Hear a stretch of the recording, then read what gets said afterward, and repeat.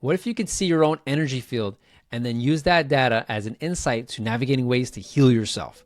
I'm talking about scanning your body's auric field and then seeing if you have specific issues like liver problems or even visually see stored emotions and trauma.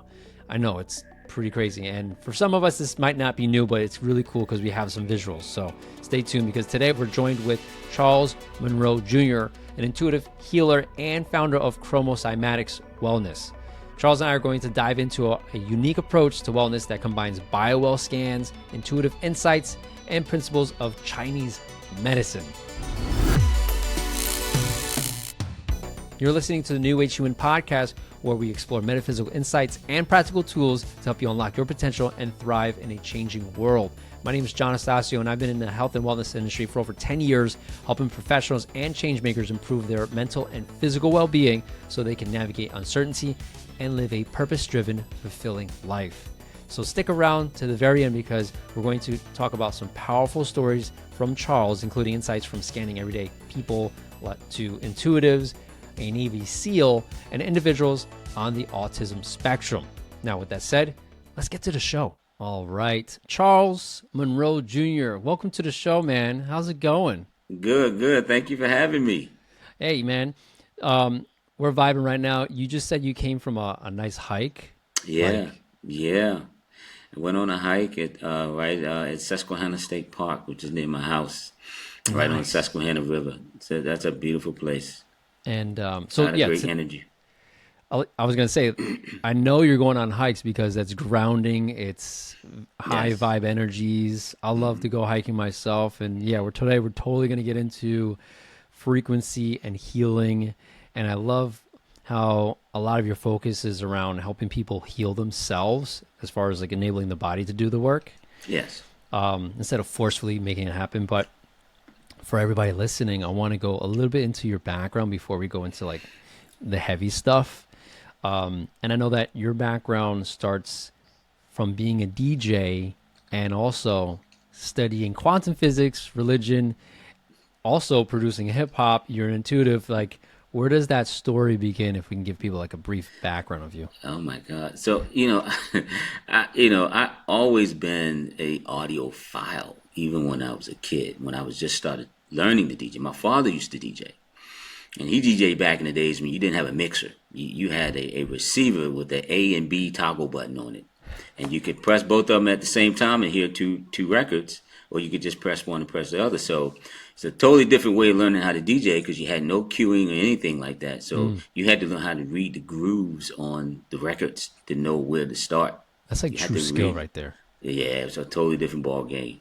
But he taught me how to do it that way. But I was always a stickler for the sound. He used to build his own speakers too. So I was, when I recorded the cassette tape, it had to be the perfect levels, and the noise reduction had to be right, and the bias, everything. I was always a stickler for sound. I couldn't even figure out why.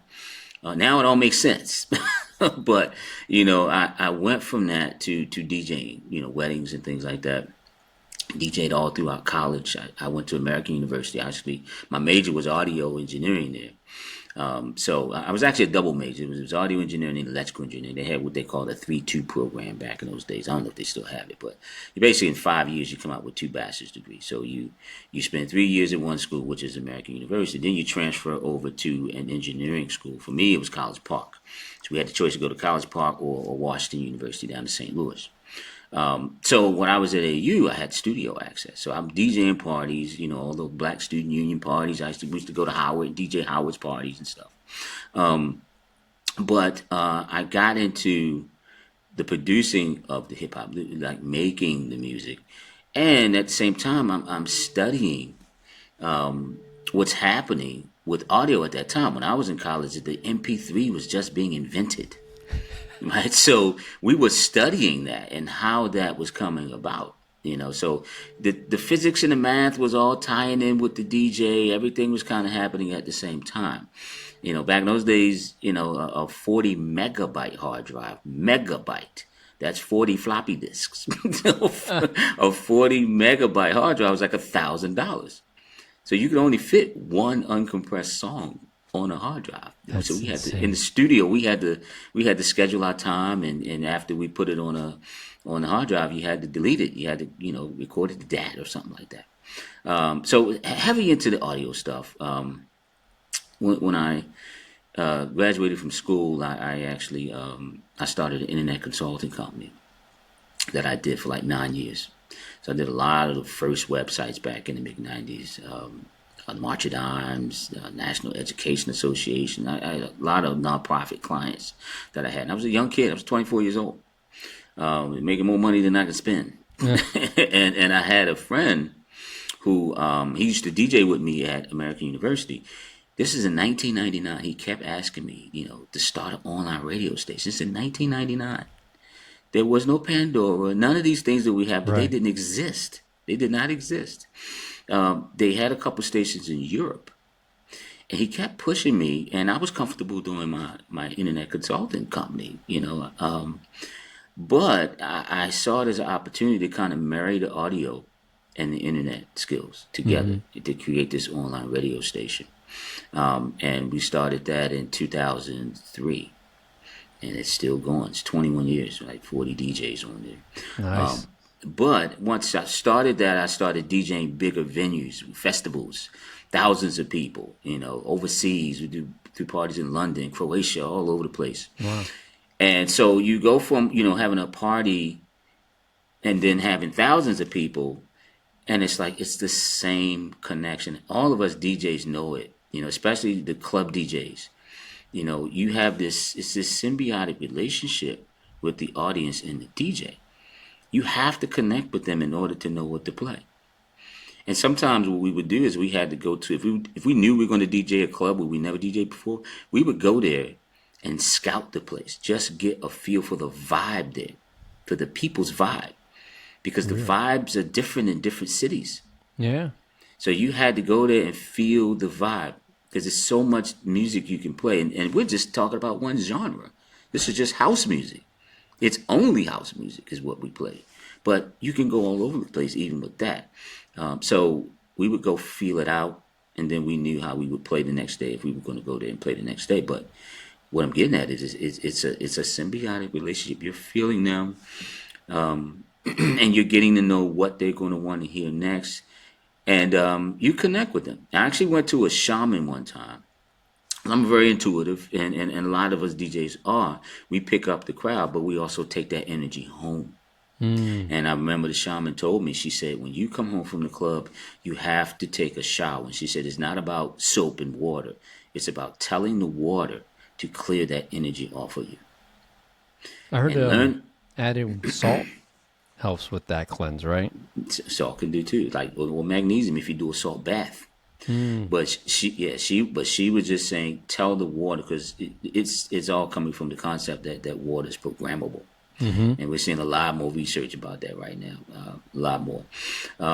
So she told me to do that, and that's what I did, just so I didn't keep that energy on me all the time. That's really cool how there's a protocol for bringing that energy home from being a DJ. And I'm used to hearing about people managing their energy and absorbing other people in other professions that are health related. But as a DJ, it totally crossed my mind. And that's interesting. That concept actually plays a role in what I offer, actually.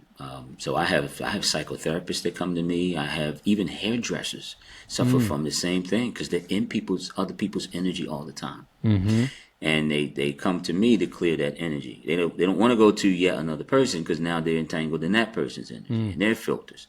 So I actually have a special package called Heal the Healer that they buy, and they get to clean in a kind of a sanitary place where the egg it's not another person.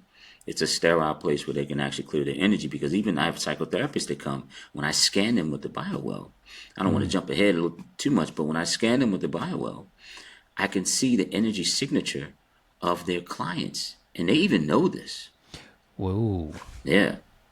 Yes. So DJing, it sounds like you already were marrying the DJing business, getting into radio, and then you were already working with a shaman, And so you already had these practices of managing your energy. How did that turn into what you're doing now, where you're integrating quantum physics with, as far as the healing process? Like, where does the DJ become the healer and the technology? I want to get into the tech now. So what I started doing is watching YouTube videos, like just people doing crystal bowls and things like that. And I would get a certain feeling from that. In fact, it's the same feeling. When I was in school, I was always in the band. I was in the orchestra. I was in the symphonic orchestra. I was in the jazz band, the marching band. It's that feeling that I got when I was in the middle of a orchestra and we were playing a piece, and that unison that you have. If you ever played in an orchestra and in a band like that, when you're all in the pocket together, it's a feeling. Mm-hmm. And I would get that when I would hear these singing bowls. Then there were other videos I used to watch on YouTube that was just colors. And even me and my younger son, he used to like watching. The colors were just, all the colors of the chakras would just flash on the screen. Very simple color therapy. So I started dabbling in the sound with the singing bowls in terms of focusing on chakras and doing the same thing with light. So that's kind of where that came. And I started to dabble in that. I had a friend. It was a time where I was kind of in between jobs. This is an interesting story. This is what made me believe in color therapy. Ooh. I had a friend. He told me, work with red. He said, you need a new job, work with red. That's money. He said, you can do whatever you want. You can take a red crayon and just draw clockwise circles if you want. Your subconscious mind will understand. He said, but the best ritual is to do one that you make up. So this is about 2011. The Wii just came out, right? I'm a big tennis fan. So there's a game on the Wii called Grand Slam Tennis. And it's not the little Wii characters. You're playing Roger Federer. You're playing Serena. It's serious. You're playing people all over the world. So I said, I'm going to create this character. And I'm going to put him in all red. And I'm just going to kick butt on this game. This is going to be my ritual, my money ritual. Right? And that's what I did. He had a big afro, had all red on. And I was beating people all over the world. At that time, I think I was working for T. Rowe Price, the investment place, but they weren't paying well. And I started playing this game, and then all of a sudden, I get a job. I get a 6-figure job offer from IBM.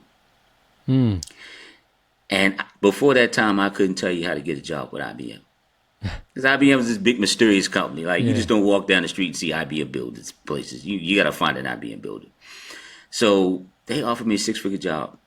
And as I'm playing the game, I realize the stadiums have logos. They're real stadiums. So it's Roland Garros, Flushing Meadows, U.S. Open.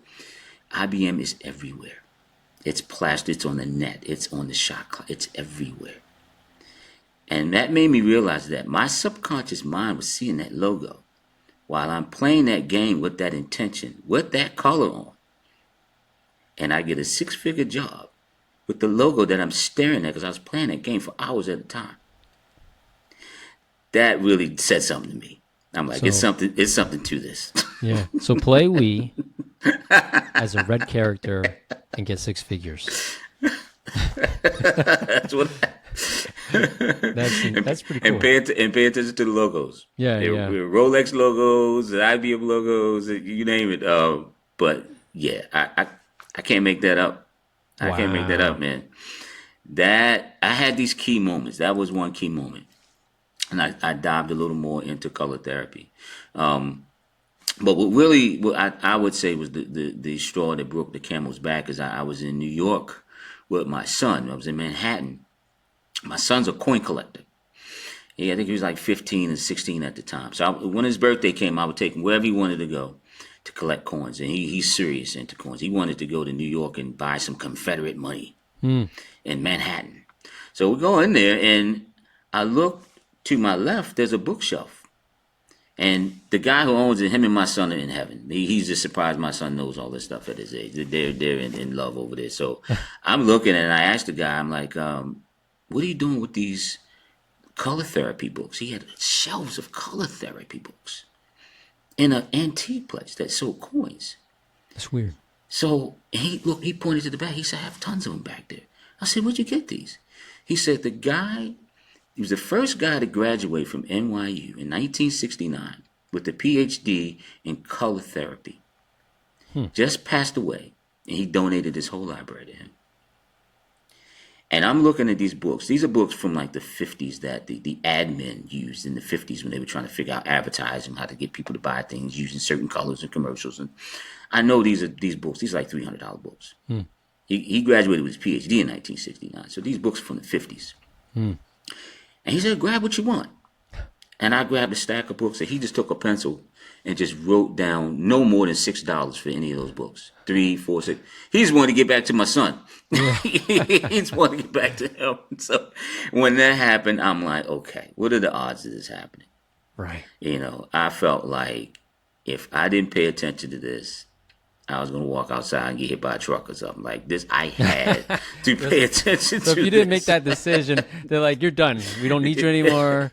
Well, we're going to put you down. We gave you the best chance possible. It was in your face. If you don't take it now, we're done. We're moving on to the next person. That's great. Yes. And at that time, that was 2019. I'd already found out about Gale and the harmonic egg in 2017. But that made me actually start to pursue it and see, can I get one of these? That really took me down that road. I even shared that story with Gail, she's the inventor of the harmonic egg. Something was really calling me. That's insane. So you took those books, you read them, and that is now added to your background with healing people using frequency and sound. And the best part is you have a background as a DJ, so you're able to you have a different type of intuitive and background to help people than somebody that doesn't have all that history of sound and music and how that affects people, especially with house music being being driven with a lot of different beats and tones and and just the combination of sound and how it affects people. What I want to get into is now that you're some of what you're using is the harmonic egg, which uses frequencies for healing with the addition of sound. Of colors. You're using something called a BioWell scan. Is that what it's called? The BioWell? Yes. And you're combining that. And I know you have your method of scanning people first to see where they're at. And then you go into the healing process. And I remember prior, you were telling me some very interesting stories of what happens when you scan people. But maybe before we get into those stories, maybe very briefly we can go into that whole BioWell scanning process so that they can digest it, because these stories are pretty crazy and I want to get into those. So can we go into the tech behind that? Sure. So this is something I had found out about this on Gaia. Dr. Karakov is Russian, is the inventor of this. I'm not sure if he's an inventor, but he's kind of using it for civilian purposes. From what I understand, this is KGB technology. They use this for lie detection because it's almost like a form of kinesiology. Some people still use it that way. But what it's doing, it's a camera. It's called a GDV camera, which means gas discharge visualization. And what that's... My mind just went really bad. I'm like, so if I have this camera in my room, I can prove that this person farted. Well, if you ask them and then you scan their ring fingers, you'll know if they're lying. Gas discharge. That's my child mind. Okay, go ahead. Sorry. Well, it is based on Kirlian photography. So Kirlian photography was a type of photography. I think this was in the 20s or 30s. He could see the aura around a leaf. He could take a picture. It's based on Kirlian photography, which is a form of gas discharge visualization. So what we're doing is scanning all 10 of your fingers, and we're looking at the aura or the gas discharge around each one of your fingers, and different sections of those fingers are telling me different things about your body. The reason being is that your meridians terminate at your appendages, which is your fingers. They terminate at your toes. That's what reflexology is all about. That's why you're able to access so much information there. They also terminate at your ears. As you see some acupuncturists, they'll put things in your ears because they kind of superimpose a fetus in the ear, and they can see different sections of the body. So we're focusing on the fingers. So from that, I can see everything that's going on all your meridians. So I can see how much energy you have on all your meridians. We scan all 10 fingers. So we scan left, right. So we see everything happening in the left meridian and the right meridian.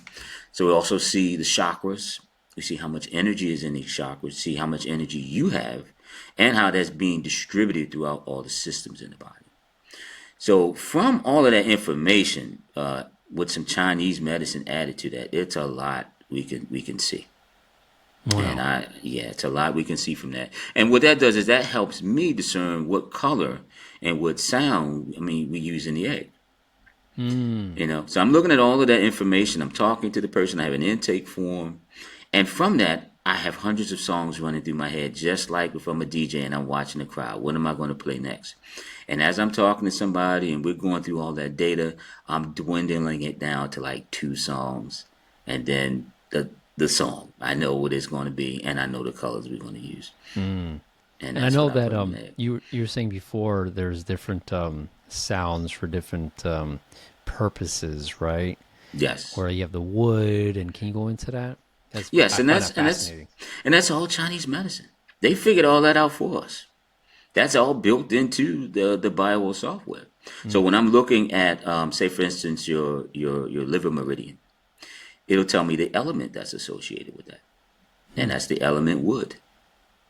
If I'm looking at your small intestines meridian, that's the element fire. So is your heart meridian, element fire. So if I have someone come in and I notice that they have weak energy in the small intestines meridian and in the heart meridian, we have a track called element fire, and it's literally fire playing in the track. With some, yes, and it works. That's works. Awesome. It's interesting when I see that. I started to figure out when I see people like that, and when I put them on that track, their whole body just lights up. That more than likely in Ayurveda, their dosha would be Pitta, which is fire. And that's something I just figured out now. The new versions of the BioWell, they're actually going to start introducing Ayurvedic doshas into the software now. Because I think they figured out what I figured out. It's like, so what's a dosha? So doshas. So if you ever go to Ayurvedic medicine, they have different doshas, or almost like body types. You can think of it that way. So certain people, if you have a fire dosha, which is Pitta, you should eat certain foods. And there's different doshas that can actually dictate your diet, dictate how much exercise you need. It's also what you need when your body is in fight or flight. So if your dosha is fire and you're in fight or flight, you need fire. Interesting. Yeah. That's really cool how you can see that stuff and people's bodies light up. Let's go into those specific, I want to get into those stories that you were sharing with me earlier. I'm like, oh man, let's save it for the show. So let's say you have a story where you have different clients, right? Heal the healer, and you also have these clients typically are healers that are intuitives. And can you tell us the difference between scanning, what you see when you scan someone who may not be an intuitive, and then scanning someone who is an intuitive? Because you said you saw stuff. Yeah, so most of my intuitives or empaths, they usually have huge crown chakras, and they're very centered. And there's a lot of energy in there. And that crown chakra, that is your spiritual antenna. So that's how you're picking up the field. The next place that energy goes is your third eye chakra, which is where you actually interpret that.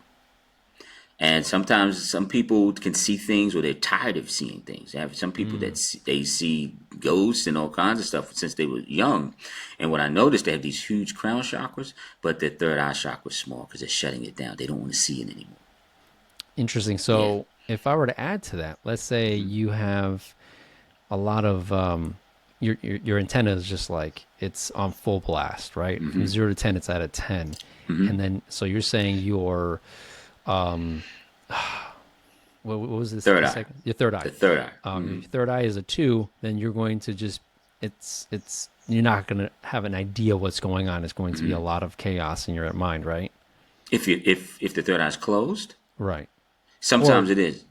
Or sometimes it is. So if your third eye is closed, but your antenna is like really sensitive, will you just be Well, you tell me what kind of feeling is that going to happen? Like if someone has that and they're listening right now, they might be going through that. What's going on there? I've had that happen actually to my own daughter. Honestly, it's too much information, and it can actually lead to anxiety. Mm, It's almost like an overload of information coming down through the antenna. It's not being processed. mm. I had a It's not friend being that processed. was going through a wild experience where he had a tumor in his head, and it enhanced his, I guess, his antenna, and I think the third eye because he was starting to see visions. And so he would have dreams of somebody talking to him about preparing for stuff in the future and talking about specific events in the past. And he would go and search it on Google by the date of a specific event. He would go into the Bible, and I think and then the third, piece of information was the actual entity. And he was seeing connections between all three. And he shared me 3 weeks of data in 3 hours. And I had a headache for 3 days afterwards. Wow. So I'm guessing that was that overload point. Yeah, Very he similar. downloaded to you. I was like, I felt like Neo, Right. But instead of saying I know kung fu, I'm just like I need to get some sleep. You know? So that I had a guy. I have a couple people that have this, but there's one guy in particular. He was a paramedic. He worked nights as a paramedic, but he was a former Navy SEAL. Mm. Huge crown shocker, very empathetic guy. But because of his job and the things that he saw at night, he had to kind of shut that empathy down. So what he did, he didn't shut down his crown chakra, and he actually was also a master martial artist. So Mm. he knew how to control his chi. And chakras and chi is kind of the same thing. And when I scanned him, I noticed his heart chakra was always to the left. And that's what we consider a closed heart.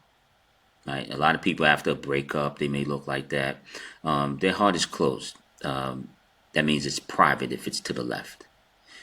And he came out of the egg. Now, most people, when they come out of the egg, it'll shift over or it'll shift to the middle. His stay right there, didn't move. And he told me, he said, I keep it there. Mm. He said, I keep my heart chakra there. Wait, Because this. okay, sorry. No, he was saying the things I see at night as a paramedic, he's so much of an empath. It's a protection mechanism for him. Wow. I had a firefighter, it was the same thing. He had a huge crown chakra. He blocked his heart chakra. He came to me to open his heart chakra because he was retired now. He had grandkids. He wanted to open up his heart for his grandkids. So he didn't know. He knew that he had to open up his heart.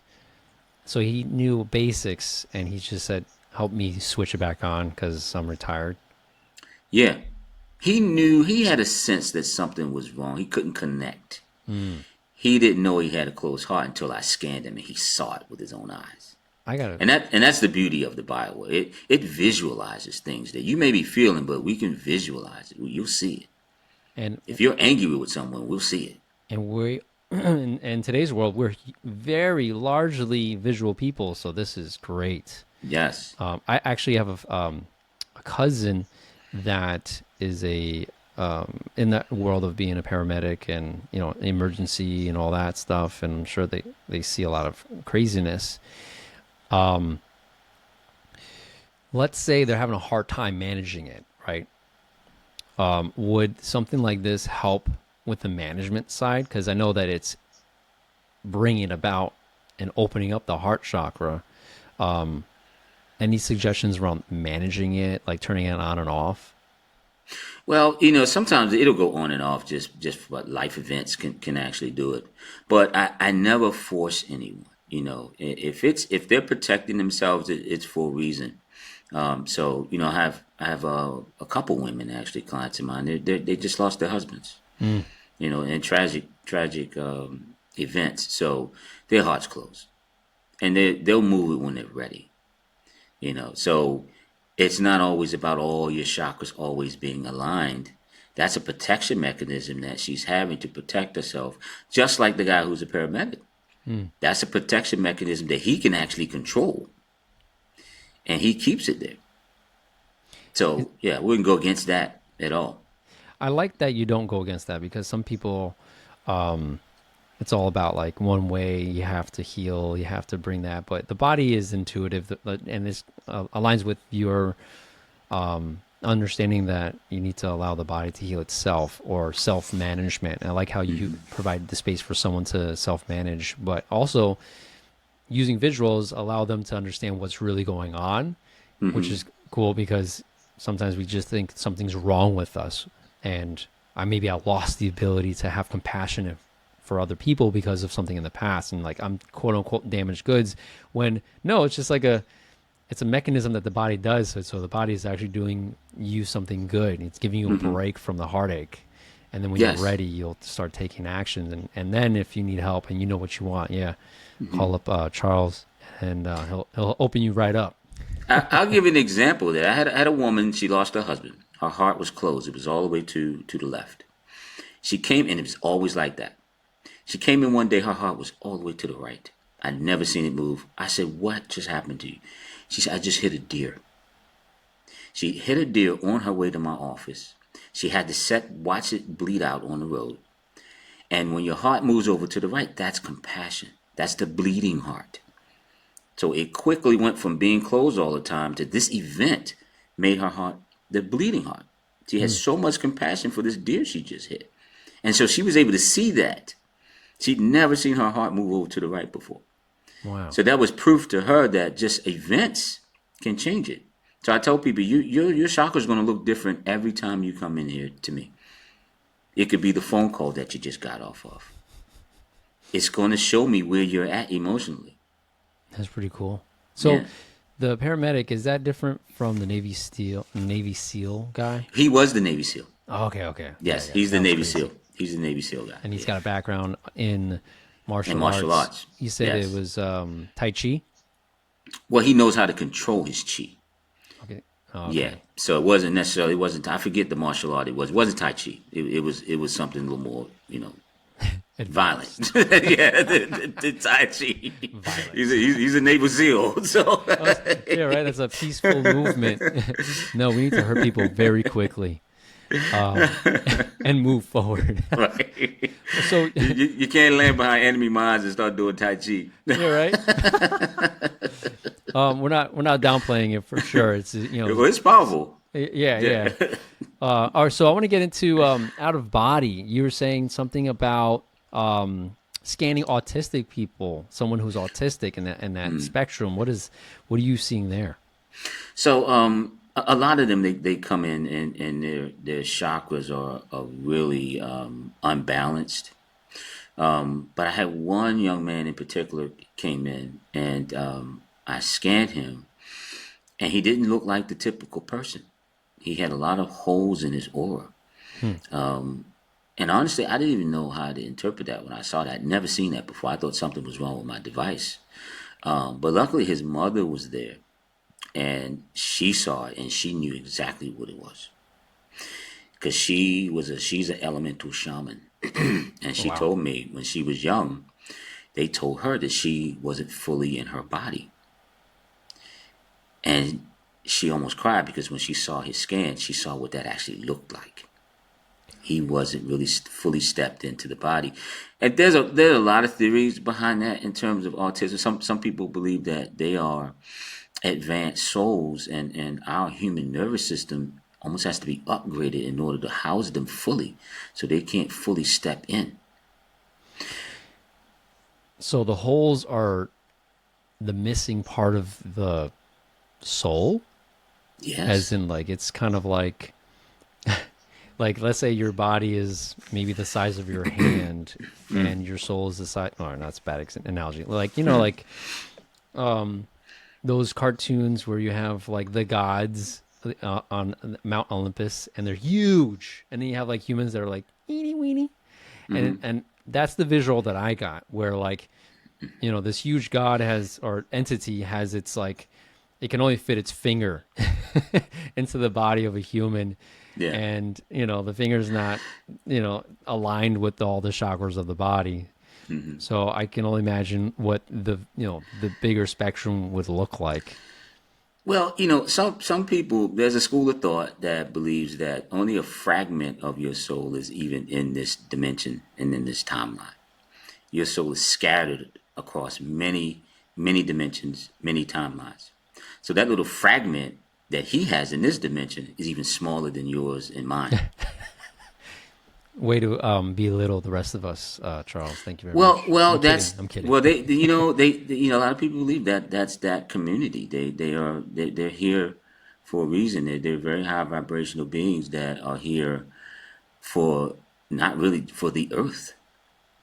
So, what are your Yeah. thoughts on the connection between heavy metal toxicity and autism, and then connecting that with your scans? I don't really. The more I learn about them, I don't think it's something physical Hmm. about the body. I think it's just the nature of the body and the nature of their soul. That's the mismatch. That's the mismatch. So, I mean, because we're all being rained on with heavy metals, Yeah, so we all have to do heavy metal detoxing. So, but I wouldn't say that brings about autism or anything like that. I think that's something that's happening at a higher spiritual level. Hmm. Yeah. Oh, that's interesting. Um, it's very interesting how you can see that stuff. Um, I can I can oh show yeah, you if you yeah. want to Let's see say the slide of what I'm what he free. looks like. I'm Yeah. forgetting you got the visuals. Yeah, anybody that's listening only, we're about to throw up some visuals, so head over to YouTube if you want to see some visuals. Let's go. Okay. Yeah, I'm definitely a visual person. So can you see my screen? Yeah, I can see it. We're good. Okay. So this here, this is this young man when he came in. You see all these holes in the aura here? Okay, like gaps. Yes, huge gaps. The normal person doesn't look like this. And I thought something was wrong with my device. Yeah, if you're listening only, it's like think of like a ring around the body, and the ring has incomplete gaps in it. That's what he's talking about, which is interesting. So after a session in the egg, this is what he looked like. It filled in. Wow. No, did he act differently?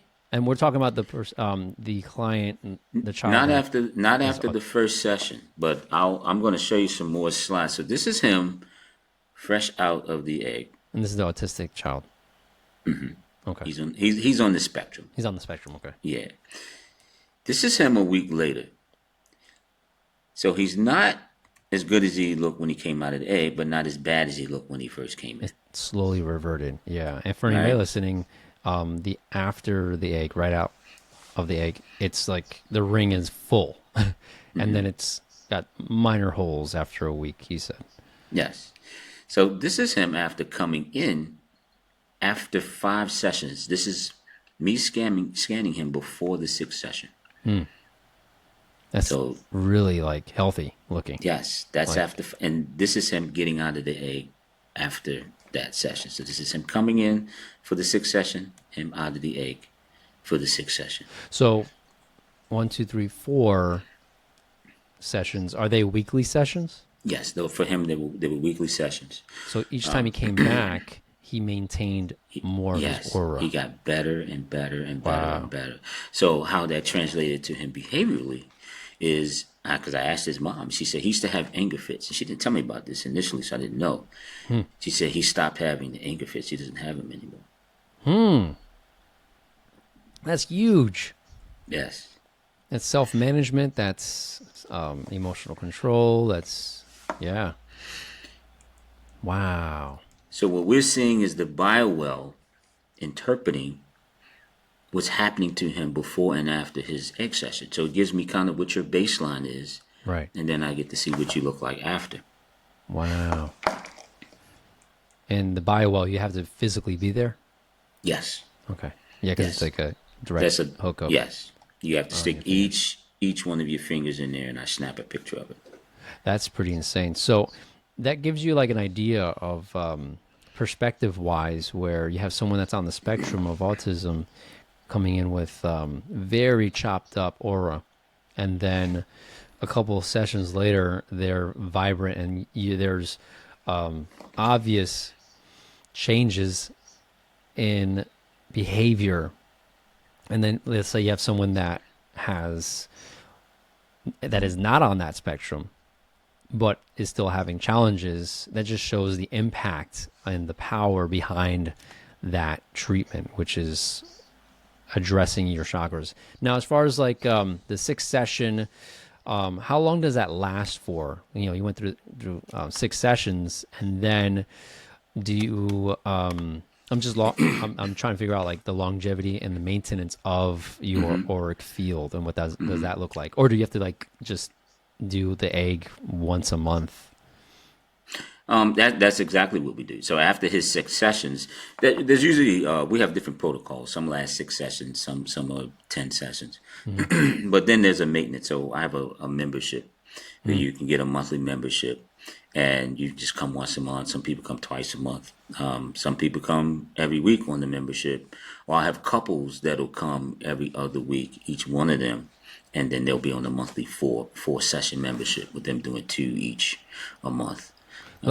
Let's say if someone does not have access to an egg nearby, or they went and had a session, but they're looking at how do they maintain their auric field, right? Their energy, their frequency, their vibe, a healthy field outside of the egg. Do you have any tips for that scenario? Well, in most of those cases, we do remote sessions for them. Okay. So those are the clients that actually do remote sessions. I have bundles. They may buy a bundle of 8, but they're going on vacation. Yeah. So I just had one day in Paris, So like we could do a session from Paris. So how does the remote session work? Like, do you use a different method for someone's like for healing using frequency? Same method. We just swap out the body for a picture. So what I do is I take a picture of them, and I put that in the egg, and I write their birth name on there, their birth date, and then their intention. And then I put that picture in the egg, and I have the same music and the same light, just as if they were in. In fact, I snap a picture of their picture in the egg, and I text it to them just before I close the egg. And I take it a step further. I can actually stream the audio from the egg as it's playing in real time. So I send them a link to a player, a private player, and they press play, and they're hearing the music live as it's playing in the egg with their picture. Good. Go ahead. And I think I stopped breathing. Go ahead. Well, I know that sounds crazy, so I'm about to try to bring that down to earth. No, we love this. We love this. Yes, we got into some juice right here. Some like, wait, what? So I love it because I had someone on the show that did something similar, and he was using something more like a Tesla type of technology with scalar energy. Where I saw him. Yeah, and yes. he uses photos. So I never thought of, you have this egg that's designed for a physical human to be inside of it, but you're like, let's throw a photo in there. What made you do that? Was it, well, there's a couple questions. One, what made you do it the first time? Was it a suggestion or was it a trial experiment? And then 2, how would you compare the results of the remote versus physically being in there? Okay. So it wasn't my idea. So this is something Gail created. And I think it came out of COVID. She couldn't go to the office. People couldn't come in to the office. So she started doing these remotes. She said she just got like a download. So like, put the picture in there. And it was working. It works. Awesome. The premise behind that, though, is that there's a part of your energy signature in your photo. Which is kind of freaky right now because you got to be careful who has your photo, who's looking at it. Yes. You had indigenous cultures who wouldn't let you take their picture all over the world because they knew that you can manipulate their energy from the picture. So they knew that there was a certain amount of your energy signature in your picture. So, and that's really where the magic's happening. The fact that I'm sending them the audio, that really doesn't even matter. That's just a guide so they know when the music stops and when it starts. Right. Right. The magic's happening in that egg. And what's happening is, like your guest, he was using scalar technology. What happens in that egg with that shape, that's called a dodecagon. And it's all based on 369. It's Tesla technology as well. So in that egg, there are 12 panels all the way around. So there's 8 rows of 12 panels all the way around the egg. So it's 96 reflective panels in the egg. That's 9 and 6. And 12 is 3. 1 plus 2 is 3. So you can't get away from it. But when you start playing the music and the light inside of that dodecagon, it creates low-level scalar waves. Scalar waves are faster than the speed of light. So time and location are not an issue. That's the key with using scalar technology. They're faster than the speed of light. Yeah, and you have entanglements from photons and photos, and how about this? Since we're on that subject, what are your thoughts on the effect of social media on your energy signature and the impact of, having a large following and, from the celebrities to the influencers, and like what in your synopsis I have my opinions, but what is going through your mind when you see that, knowing what you help people with? It's becoming more incentive to actually manage your energy, because you never know who's trying to manipulate it and what their intentions are, and you're exposed to more souls. So to me, it's more incentive to manage your energy and to keep track of it. Yeah. Because you don't know who's doing what with you energetically through your likeness over the internet. Then you have AI, that's a whole other thing. Yeah. That's a whole other type of protection. But just from an energetic level, to me, that's more incentive to keep track of your energy. So, I mean, if you want to go on a tiny tangent, you mentioned AI being what it needs. I want to go there. AI needs a different protection than what you would think with other people looking at your image. And just in the sense that people can take your likeness with AI and they can make it look like you robbed a bank. They can do things with it. So that's what I meant by that. It can make it look like you're physically doing things that you may not be doing. Whereas the other point I was making was that this is more energetic. You don't know what intentions people are throwing your way via your likeness. That made me wonder.